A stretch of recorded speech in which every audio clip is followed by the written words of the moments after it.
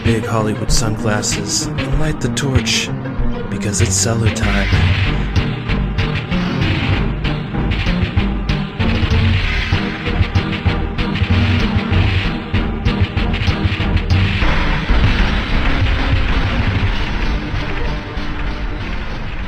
Welcome to the Crack Cellar, as the prophecy was once foretold. I'm Two-Spirit Penguin Daniel. I want to be the broadcaster. Oh, and Broadcaster, we made it out to the theater again, and one might think we saw John Wick 4. Maybe they thought we saw Super Mario. No, incorrect. We went to see the most important new movie of the year of our Lord 2023, Renfield, with Nicolas Cage reprising his role as Dracula, because he has been a count from the beginning of time, motherfuckers. Wouldn't you agree, Broadcaster? I was wondering where you were going with that, because I was like, wait a minute, he played Dracula? Kissed by a vampire, I don't know. But yeah, he actually... He did. Kiss. I think didn't he actually play... I don't want to get off two tracks real early here, but I think he actually did play Dracula in his very early career, I feel like. I think he thought he was Dracula. Maybe. He wasn't. I don't think he was actually a vampire. Maybe. He was an insane fucking guy. Well, this movie was written by our Walking Dead friend, Robert Kirkman, who would like to tell you what this movie about, and what he says is that Renfield, Dracula's henchman and inmate at the lunatic asylum for decades, longs for a life away from the Count, his various demands, and all of the bloodshed that comes with them. And I think the real credit for that synopsis goes to Robert Kirkman's agent. Without her, none of this could have been done. What are you talking about? This movie is less of a movie and more of just an excuse to watch Nicolas Cage be Dracula in the most insane comedic way possible. Yeah, I still can't get him saying Renfield out of my head. Renfield. What are these affirmations? Nick Cage played this fucking role so over the top. It reminded me of a Mel Brooks movie. Like, I would not be surprised if Mel Brooks was involved in this movie, just based off of it almost felt like a parody, right? It just have, like, it's not supposed to be a parody, but it kind of came close a little bit. I mean, it was definitely a parody. Okay, so you think it is just a straight parody? Okay. Of, like, the monster universe? Yeah, for sure. Okay, I was taking it more at face, because there's a lot of elements of this movie that makes you think we're supposed to take it seriously. I mean, I think that's just fucking modern day cinema. Okay. You know, like, that's just the cost of doing business, is that what you're saying? Yeah. They gotta somehow tag some type of virtue to a fucking vampire slaying movie, you know? Yeah. But yeah, I definitely think it's purely a comedic movie. Has there ever been a movie that was, like, so good as long as one actor / character was in the scene, but if that character / actor was not in the scene, lost so much of that goodness? Like, the gulf between scenes without Nick Cage and the scenes with him are so staggering in this movie. It's like night and day. That's every Nick Cage movie. No, but dude, okay. Granted, for the most part, you're kind of right, but not the divide is so vast in this one. Like, most movies, it's like when Nick Cage is on the screen, it's a fucking 10, and when he's not, it's like a 7 or something. But in this movie, it's like when Nick Cage is on the screen, it's a fucking 10. When he's not, it's like a 2.2. Yeah, I'm not a huge fan of the other main actor. No. He played Beast in X-Men. Oh, that's where I remembered him from. Fuck, I knew him from somewhere. Yep. Yeah, and he's been in a lot of these like undead, like comedic, romantic type movies. Like I think he was when he was super young. He played in a movie called Warm or something like that, and it was like literally about it was a romantic zombie movie where I remember what you're talking about. It was on Netflix, wasn't it? No, this was in theaters. I would like this back when I fucking was like, oh, for some reason, okay. I must have been. I was working at radio. I think I just left Radio Shack by the time that movie came out. So I was probably like 20, or something like that. 21. No, yeah, probably just turned 21.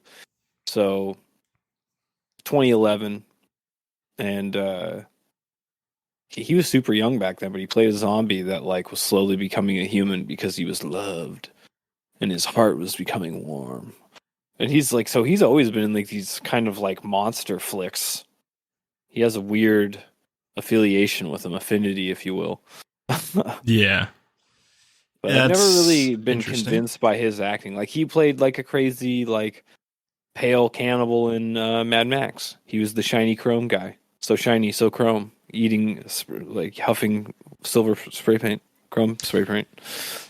Yeah, I knew I'd seen him in some stuff, but I couldn't remember what from because he's not a very remarkable actor. And in fact, other than Nick Cage, the only remarkable actor in here is the chick from The Expanse who plays the mom of. Okay, I take that back. You know what? The Crime Family, dude.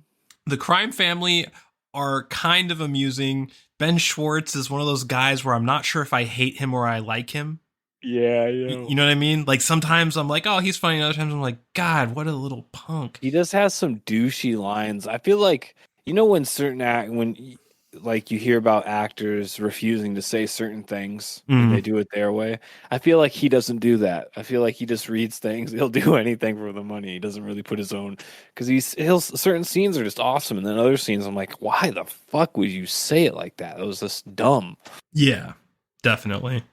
Yeah, this movie for the most part felt a little dumb, but I guess taking it as a parody, I don't know if that changes much for me.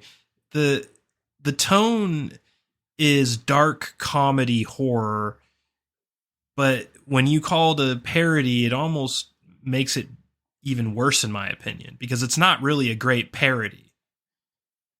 But when I wasn't sure what it was trying to be, then I was giving it a little bit more slack in my mind, I feel like. Now you've kind of made me like it less in retrospect.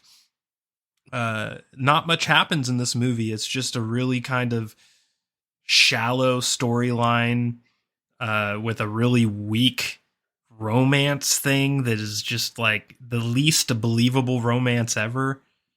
And this is supposed to set up the monster universe, right? I did not know that.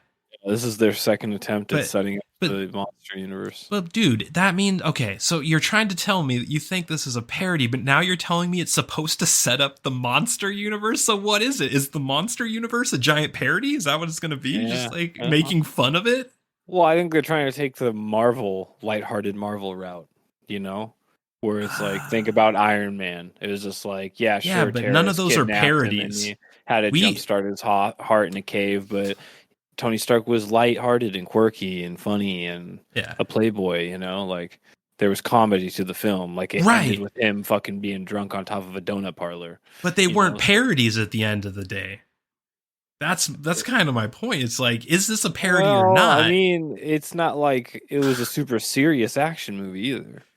I wouldn't put like, like Iron Man next to like No Country for Old Men or something like that.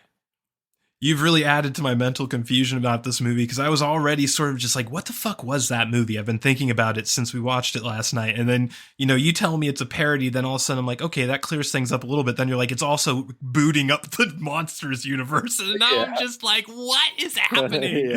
I don't know if that's 100%. That's just what I read. I was like, what? No way. Isn't there... and they're gonna flagship it in with Aquafina, huh? Who the fuck is that? She gets around. But what is she? Is she like a singer? What is she? She's a rapper. You're telling me that chubby Asian bitch who played the worst cop of all time is a rapper? Yes. Well, at least it explains her horrible acting. She was in Jumanji too. I'm glad I skipped that one. Jumanji. Dude, the new Jumanji looks fucking whack as fuck. Yeah, I can't imagine it won't be. Every time I see pictures of it, there's like, they all look like video game characters. Yeah. Fucking The Rock's dressed up like he's fucking about to be in Uncharted. Fucking the redhead chick's dressed up like Laura Croft. Fucking Aquafina's dressed up like a fucking female Yakuza boss or something. I don't even know. Yeah. Fucking Jack Black is dressed up like a fucking archaeologist from the fucking early 1800s or something. I don't know. It's weird. Yeah. This movie kind of feels a little bit like that too. The characters kind of feel like video game characters. I don't know if that's bad or good, honestly, in this movie.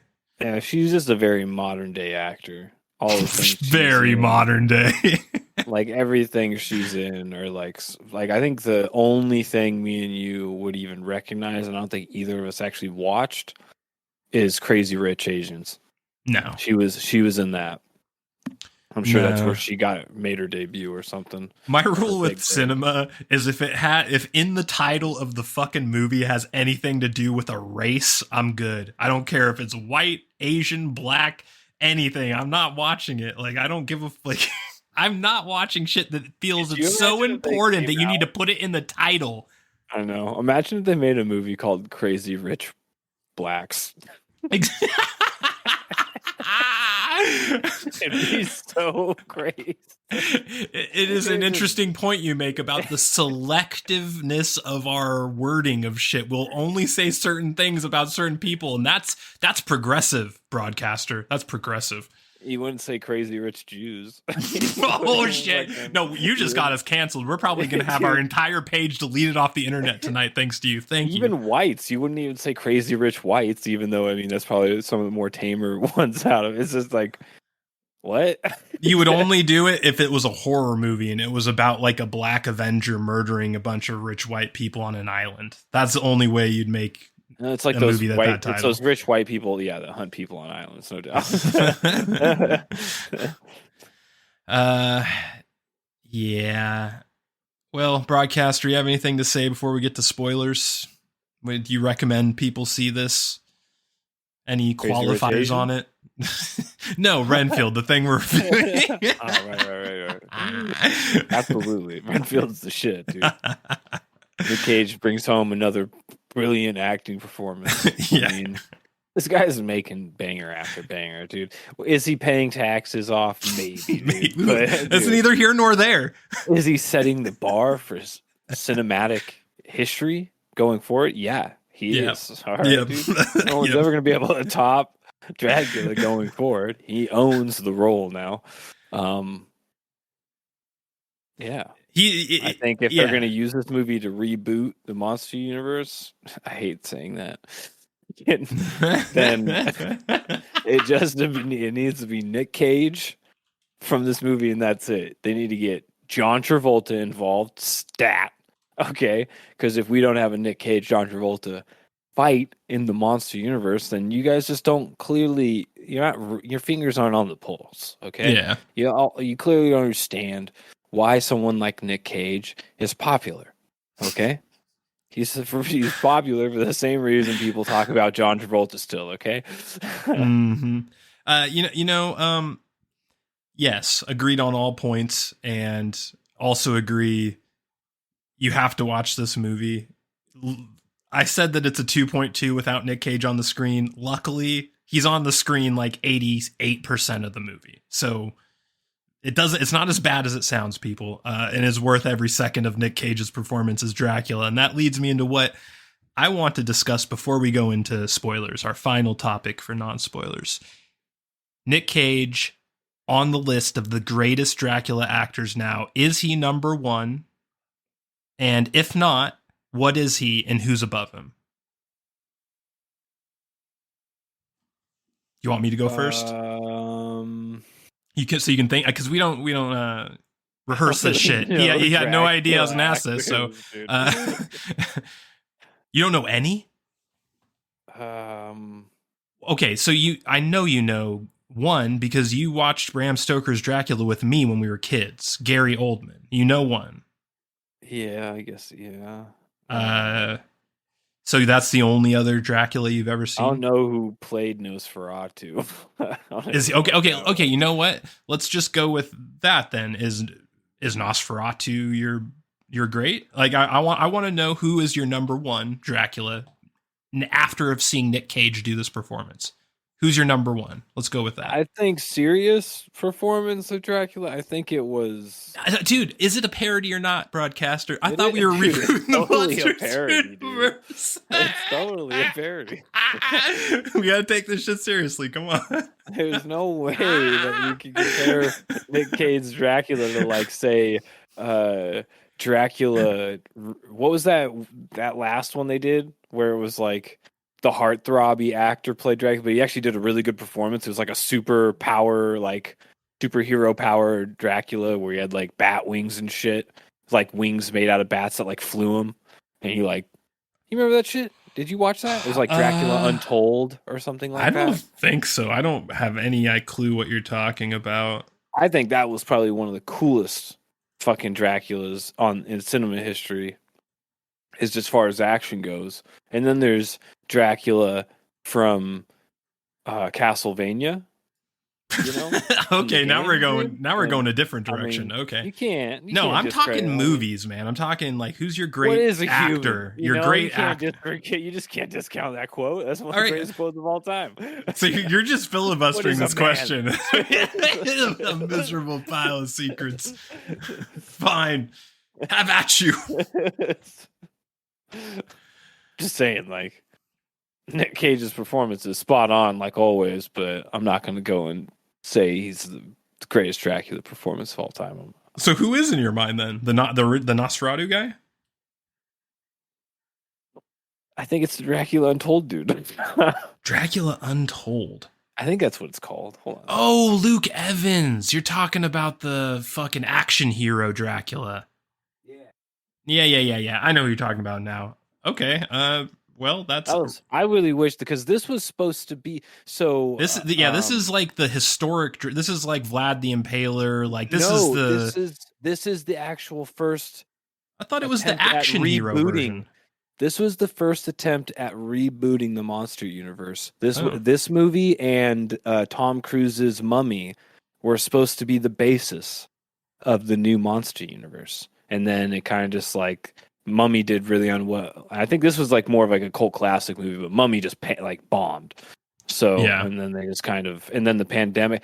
I think I heard something about that Renfield was supposed to come out earlier, but the pandemic slowed it down or something like that. And that's where I heard it's the premise of the Monster Universe reboot. So nonetheless, what I'm getting to, I think this was one of the coolest depictions of Dracula ever. So that would be my pick. But come on, Nicolas Cage wasn't slacking. I'm not saying he wasn't second place, you know? Okay. Okay. Well, that was a really confusing way to deflect on you disrespecting Nick Cage. I'm putting Nick Cage number one. Fuck you, Nosferatu. Fuck you, Leslie Nielsen. You know, I love you, Christopher Lee, but fuck you too. No, fuck all of you. Losers from Interview with a Vampire. That's not. Dude, don't even. I might have to edit that out. We're going to take that out. How dare you say that? Dude, if you're disrespecting what was the guy's name again? Luke Evans? You're disrespecting Luke Evans. You disrespecting, what was that guy's name again? How dare you, dude? All right, you ready to get into some spoilers? Yeah.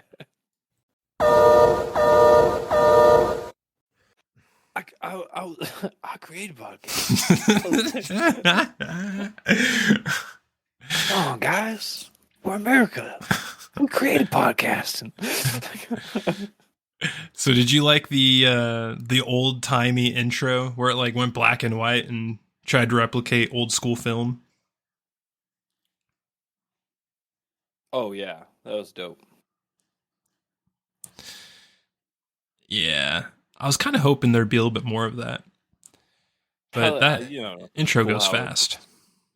It's cool how it started out. Yeah. Yeah. Felt really serious towards the beginning. The comedy really started in the middle to like really crescendo into like the part where you might think it was a parody.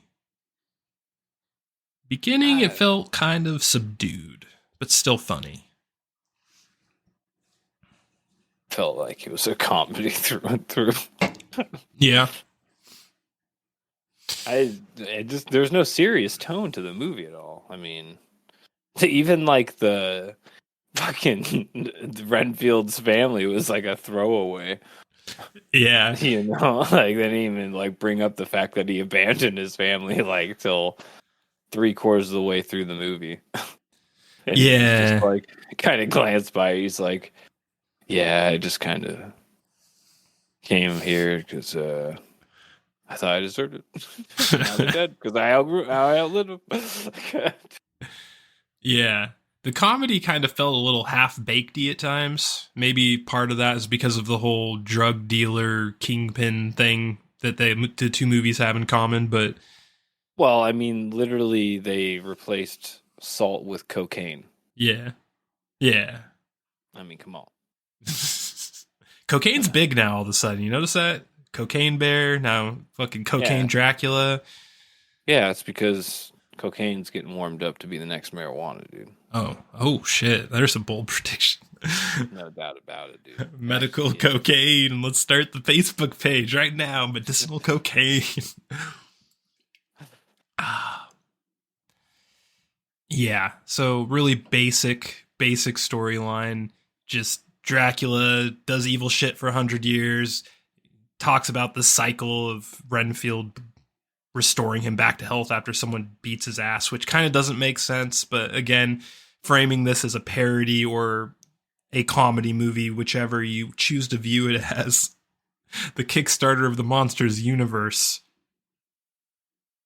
it really does treat this like a Joe Biden, perhaps, would treat it. What do you think, Broadcaster? What are you talking about, man? Come on, man. I'm surprised there wasn't a scene in this movie with like someone in disguise next to Dracula being like, Dracula, like, where you from? I'm from Jamaica. Which part? The beach. I'm surprised that didn't happen in this movie. I mean, I think it's you can't really have the monster universe be super serious. I mean, they kind of already tried it with like we were talking about earlier, with the Mummy, with Tom Cruise and fucking whatever that guy's name was, and Dracula Untold, Luke Evans. You know, like, maybe this is their angle they're trying to do now. A comedic, kind of like Monster Mash. That'd be dope. They could bring back the OG Monster Mash, you know, and make it the theme song for the new Monster Universe. Yeah. You know, lighthearted and kiddie. Not so much kiddie, I should say. There's a lot of fucking gore in that movie. So I would say it's kiddie, but... Yeah, the gore was comic, definitely comic gore. It was the closest thing to a gore porn I've seen in probably since Saw, I'd say. Like, that was the last movie I saw that had as explicit a gore as Renfield does. Yeah, like one point a guy got shot with like a regular 9mm fucking pistol and the wound that came out was like an explosive or something, dude. It was crazy. Yeah, there's a lot of that in this movie. But really, the only part of this movie that matters is just every scene with Dracula, and especially the scenes with Dracula and Renfield. Like, that is the movie. Yeah, for sure. I mean, it's called Renfield, I mean, come on now. Yeah. Everything else is sort of just like, oh, we have to technically move along a story, but really it's just a string of excuses to make Nick Cage say some really funny ass shit to Renfield, and Renfield sort of just to sit there and be a bad actor while he does it, which is okay. Kind of adds to the humor a little bit, doesn't it? Well, for sure. I mean, I feel like that's like all Nick Cage's movies, minus a couple, especially lately. It's like they might be like old hats for premises and stuff like that, but the whole actual story is designed around the idea of Nick Cage being the main character. And you can tell, no one else really does that. You don't see like, you wouldn't say like Mandalorian was made for Pedro Pascal. Like he turned out to be great, and now you would say he is the Mandalorian, but no one would be like, no one else could have ever been the Mandalorian. Like with this movie, you go into it and you're just like, no one really would have watched it unless it was Nick Cage. Like, yeah, definitely. But yeah. Anyway. Yeah, so the old-timey stuff is like, what, the first 15 minutes, 10 minutes, and then instantly they go 100 years later to current days New Orleans, which, what do you think? 90 years, dude. Okay, whatever. So a little on the nose, right? Am I wrong about that? Going to New Orleans? It feels just like you could have gone somewhere more interesting, especially if it's a parody. Like, it'd be funny to go to like an Amish village, or I don't know, like maybe that's not a great idea. But anyway, point is just like something other than like where all voodoo and all that type of stuff is associated to in the United States. You pick like that place. I don't know. There's also no actual New Orleans vibe to the movie. It's set in New Orleans, but I swear to Christ, you would not know. Like, you can know because they throw in token New Orleans shit every once in a while, but the vibe of the actual scenes is not New Orleans at all. I think that's most movies. Yeah. That's just a directing problem. That's not a Nick Cage problem, okay? No, not at all. Yeah. Nick Cage, I've never seen any actor put movies on his back and soar to the heavens like Nick Cage does. He does it in this movie, but he's done it in quite a few. Fucking Color Out of Space, he did it. No, you know what he really did it in? Mom and Dad. Because that movie sucked without him. Like, just like this one a little bit. Dude, so, he not only did it like, it transcended with him, though. Yes, exactly. He went out into orbit with the whole movie on his back, and he showed him the sun, man. I don't know what else to say about this guy. He's just like a modern movie god at this point. He should be the Hall of Fame of modern Hollywood. Like right now, it's like Nick Cage and Nick Cage only. Keanu Reeves can keep knocking. But right now, I say it's only Nick Cage.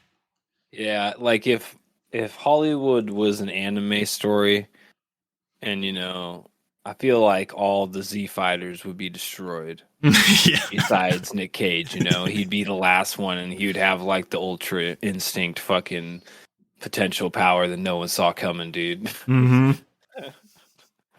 Yeah, it's special, dude. It's so hard to propel movies by yourself. Like, acting is really, you're acting off other people a lot of the time, and like you can only be as good as but Nick Cage has this fucking thing, dude, where it doesn't matter. And I really wish another legend from way older, Bruce Willis, I wish he had that power, because he kind of did what Nick Cage did, but he started to phone it in, and then he got like some sort of dementia, but kept doing movies. So like, if you look at the last 15 Bruce Willis movies, they will break your fucking heart, dude. They will break your goddamn heart. They're so bad.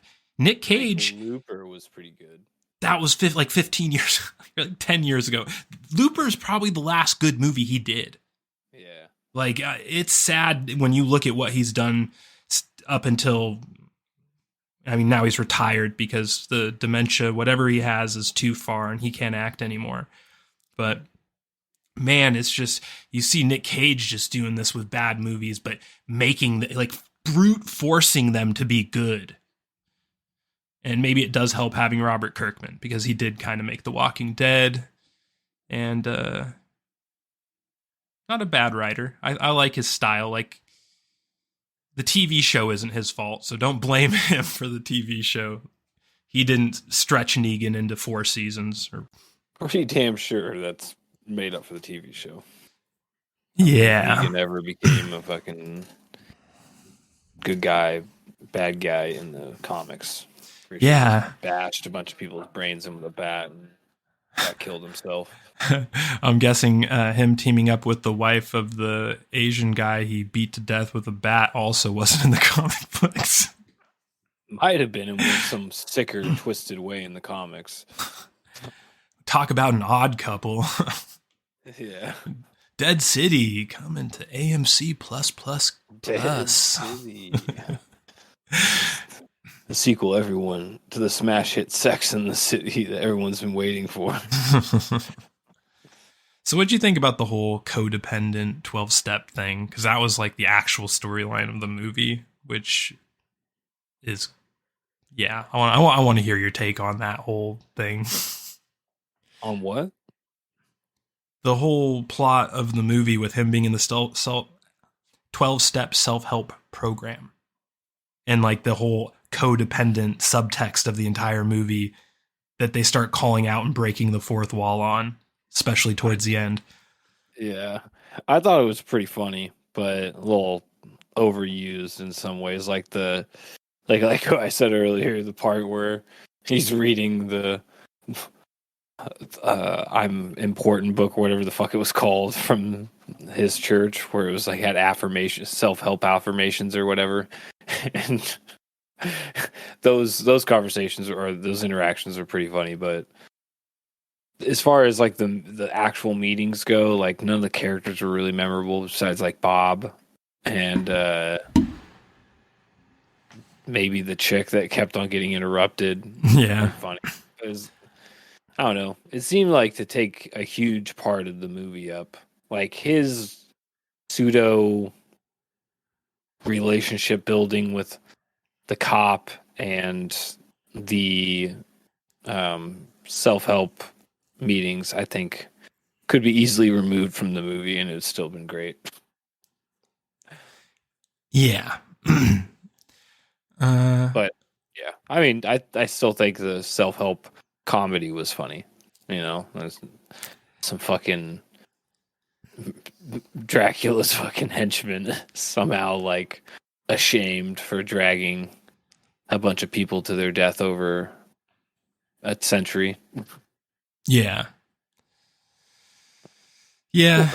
Okay. Well, sounds like you liked it a little bit more than me. I liked it at first, but like towards the end, it started to get like, I don't know, it started to feel like they were just saying it too much. Like I heard the word codependent a few too many times. So I was like, okay, we get it. The fourth wall breaking part, I think, is what bugged me the most, because it just didn't feel like the type of movie where that should be done in that way. But yeah, like the conversation he was having with the dude that runs it, where he's just like, "You deserve to be at full power," and he's like, "You're right, I do." Mm-hmm. Like that was pretty funny. Yeah. There's definitely a few funny parts to that, but the best part was when Nick Cage came in and slayed all of them, in my opinion. Then they had to retcon it, dude. Yeah. The sensu bean. I didn't like that. They introduced the sensu bean to the Monsters universe. The glorious reboot. It just made it too lighthearted. Yeah. That's the thing. Like, there's absolutely no stakes. So it feels okay for a comedy movie because the whole point is a comedy, not like an actual sense of drama or like that type of feeling. But man, I don't know if like if this, it just makes no sense to me that this is going to be the beginning of a new monsters universe.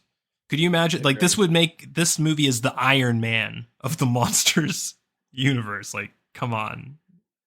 Iron Man was not a parody. Yeah. I mean, comics are already kind of like comical, you know? Yeah. You can't really call a comic movie a comedy. This is because it's kind of already a hybrid of like serious premises meet comedy, whimsical. Well, that's kind of my point. Like, this, Robert Kirkman makes comics. This is a comic movie, if you think about it. Robert Kirkman makes serious comics, though. That's what he's known for. He was one of the very first people to like get serious comics out there. Like Walking Dead was one of those. Yeah. You know. Yeah. Fair enough. But that doesn't make sense why his movie take is less serious than the MCU, which should be probably, well, I mean, now is comedic. But like originally, the MCU was so different. What we now know is the MCU is quite comedic, actually, either intentionally or unintentionally, depending on the movie. But, yeah, I mean, just a lot of generic stolen drugs that just leads to awesome action scenes, including the one where they went full Mortal Kombat 10, which was pretty crazy. When they X-played that dude, that was crazy. Yeah, they're really well done. It was. The fight scenes were pretty cool. They were a lot better than, dare I say, not all of John Wick 4, because Donnie Yen was the shit. But dude, fucking Keanu Reeves, he looks so stiff in that movie. It was a good movie. I loved it. But like when he was throwing people over his back, it looked so choreographed and stiff. In comparison, the fight scenes in Renfield are better than what he was doing. Yeah, these action scenes were fucking really good. And man, like some of this is I would really like Robert Kirkman and Chris McKay to do a Mortal Kombat movie because they captured the essence of fatalities in Mortal Kombat better than Mortal Kombat has been able to do. So give them a try, is what I say. I forgot, dude, that Mortal Kombat movie came out. It was so mediocre. It reminded me of it. Fucking Kano at that dinner. Yeah. Yep. Fucking Gambit gets in a mediocre fucking X-Men movie, and fucking Cabal gets in a mediocre Mortal Kombat movie. All my favorite characters get dissed, man, but not Dracula. Mainly because he's not one of my favorite characters, which is why he can be good and played by a thespian like Nicolas Cage. Well, also anybody can make a Dracula movie. True. Yeah, the public domain thing. When the hell did they change it so that doesn't happen anymore? I feel like I remember virtually, yeah. Yeah. It was gonna happen to Batman and Superman a long time ago, like feels like over 10 years ago now, and then it just didn't happen somehow. Yeah, I remember hearing about a law change where I was like, oh, there's some lobbying for you. The timing was suspicious. I mean, to be honest, it is kind of whack, in some regards. That, like, because if your family still exists to some extent, it's theirs. It's just because it was been around for 100 years or 80 years, whatever it was. It's like now arbitrarily in the public's hands. Like, people can just bastardize your legacy because it's 80 years old. I can understand if it hasn't been used for like 100 years. Yeah. It's just been sleeping on it. Then that's a whole other story, because that's like for a whole chance for anybody connected to it to die off. But if it's just like being used and just all of a sudden, oh, it's 100 years old, now anybody can use it, that's whack. In my opinion. Yeah. I mean, I guess. I mean, I wouldn't mind reevaluating things like that, but I feel like there also should be more of a, I don't know, carefulness in which you change really long-standing laws like that. It seems like it was done with no discussion. I feel like nothing's ever debated anymore. You just find out shit happened, and you're just like, oh, okay. Yeah. Be nice if there was more public debate about fucking changing shit like that, but yeah. It definitely would be crazy nowadays, because if it really did work like that, with the technology the way it is, people could be making like the best versions of like a lot of stuff that we've been waiting for, you know? Yeah. I'm sure there'd be like a fan made Aliens by now that was like probably considered the best, you know what I'm saying? Just like Does that mean anyone could make a competing MonsterVerse with Universal Pictures? So like right now, if just say Disney just wanted to, just to say F you, they could do their own version of it and they couldn't be stopped? I'm not sure. That seems crazy if that's true, but I think it is true.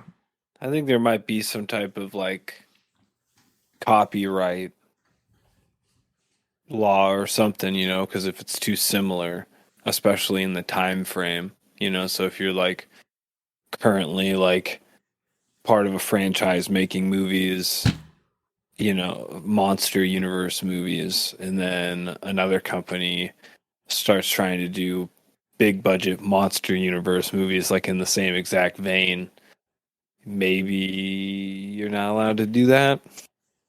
You know, I don't know. Maybe there's a law in there that just doesn't let you just kind of capitalize on somebody else's idea like that. But then again, I mean, it works that way in every other facet of reality. I mean, you could have a gas station on one corner, a motherfucker could open a gas station on the exact opposite corner of an intersection, and it happens all the time.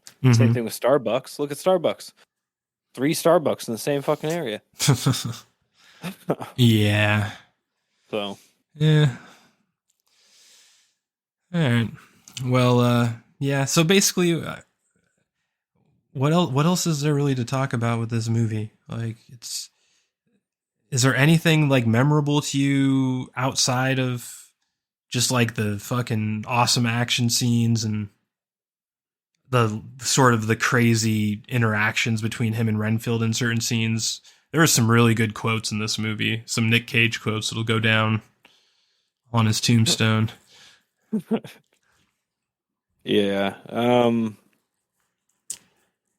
I don't know.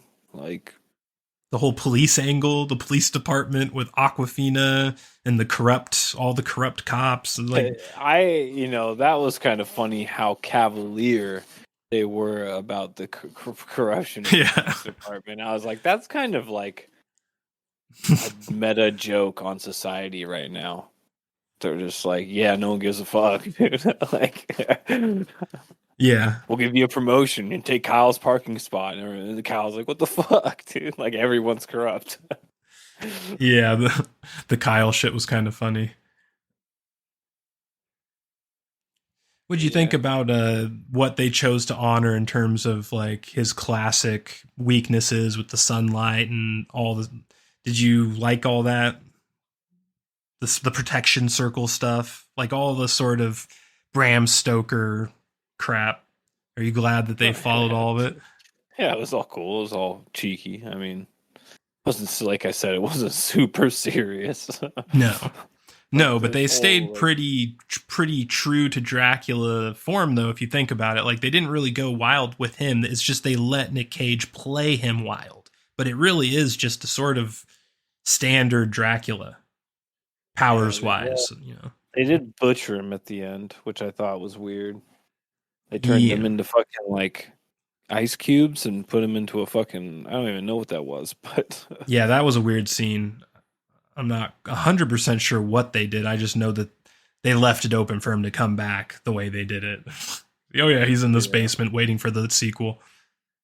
Waiting for the sequel. Yeah. I kind of wondered though, like who else in that movie is going to eventually be like a monster, you know, like what's her name's sister got revived with his blood, which makes me think she's going to become some type of monster hero.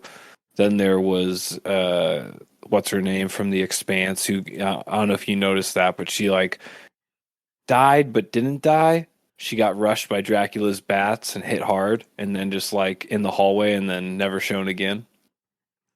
Oh yeah, that's true. I'm thinking maybe something happened to her. Queen Dracula. Yeah, something, you know, Dracula's bride, maybe. Oh yeah, they set up a romance between them. I forgot about that. Yep, that's probably exactly what that is. And she's probably going to be the one to revive him or something. Yep. Who knows? Yep.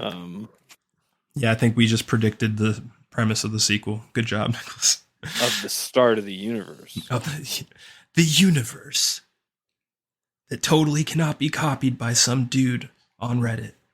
All I know, dude, is if they're going to go down this route, like with Monster Universe parody, they need to get the boys together. Like, and get Tom Cruise and RDJ and Ben Stiller, and they need to do a Monster Universe Tropic Thunder level comedy movie where you're like, big braining tonight. Yeah, they make jokes about Tom Cruise's shitty mummy movie. You know, yeah, you've been stacking insight. Get Luke Evans in there, dude. Give him some hook hands, dude. Oh shit. What is Luke Evans famous for? I have no idea. I know I've seen him in something, but I can't really remember. He's always been like a Carl Urban type to me, you know? Yeah. Before, like Carl Urban before The Boys, where no one really knew about him besides like those few movies he was in. Like, I don't think anyone really knew who Carl Urban even was before the Doom movie, and then Dread is when he really took off, I think. Yeah. And then now The Boys. What was before Doom? I don't even know if I knew who Carl Urban was before Doom. No, that was pretty much his first role, I think.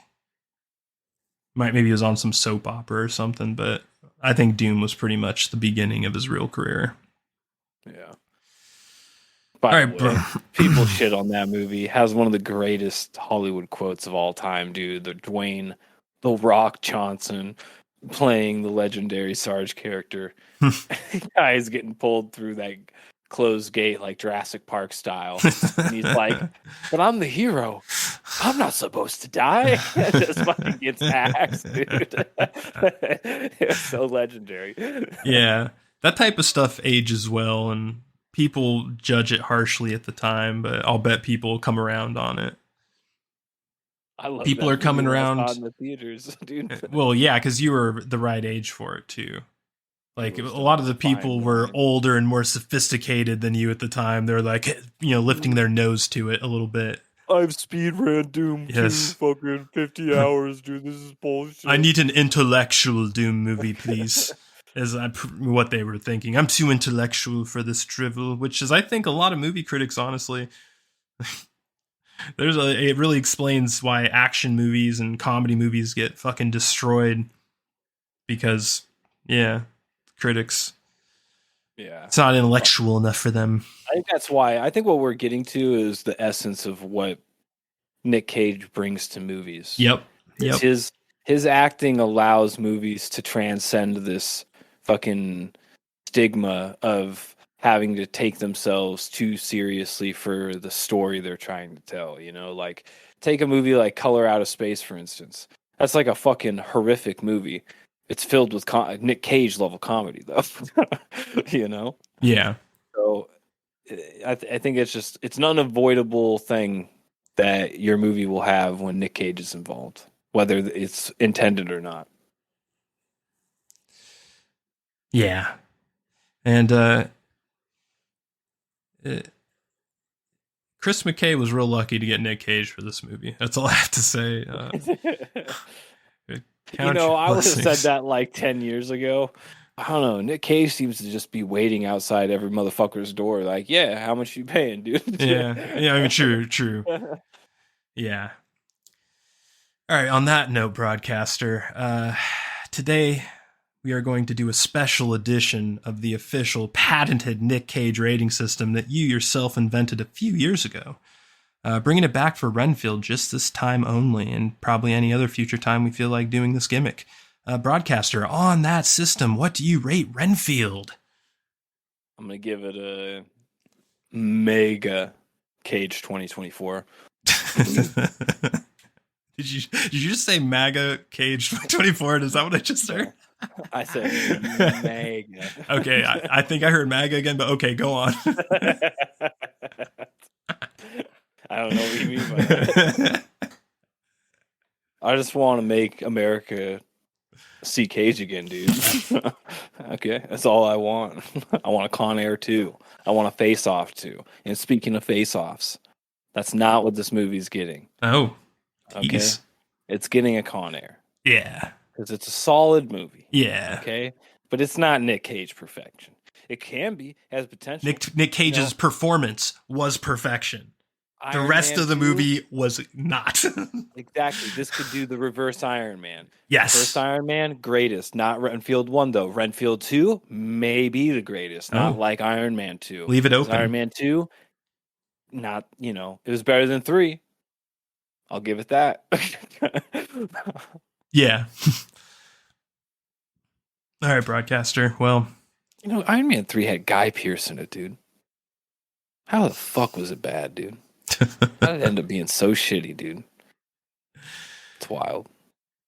Yeah, I'm giving this a Con Air as well. Just so great, but so bad. You're gonna give it a mega Con Air, right? No. I'm giving it like an SOS. We're going down Con Air. Like it's a Con Air, but I'd give it a lower Dave one. Chappelle's dead body. Yes. You're talking about Chappelle's body. That's weird. Damn, dude. Yeah, like this is a really bad movie that has been made good by miracle of Cage. And in it, you will know that as you watch it. Like, you will just feel every moment of it. Like, this is only good because of what Nick Cage is doing right now. And if it were not for that, you would feel like the biggest dick on the planet for sitting down and watching this movie. No one's watching it for Renfield or whatever that actor's name, Nicholas Hoult. When you said that, I don't know, my brain was just immediately like thinking of The Last Contact in Evangelion. And it's just like a Nick Cage angel said, "Oh." What the fuck? It's just multiple Nick Cage heads multiplying. And with that, we will close out Nick Cage Evangelion. Needs to happen. He should play, dude. If there was an Americanized Evangelion, he would be the what's the father's name again? I forget that guy's name. The guy with the glasses. Yeah, I don't remember his name. I've seen that anime so many times and I can't remember his name. He would have to be, dude. It would have to be him. Yeah. So good. Dude, are you kidding me? And with those fucking little square glasses, dude. Unreal, dude. It would be fucking best thing in the world. Same thing with if M. Bison was ever going to be reprised in a role again, it'd be Nick Cage, dude. You have to get Nick Cage. Oh, dude. Yeah. We could go on forever. Yeah. Cage is like the necromancer. That should be his new nickname. Like, he can take any role that you think is untouchable and just be like, watch this.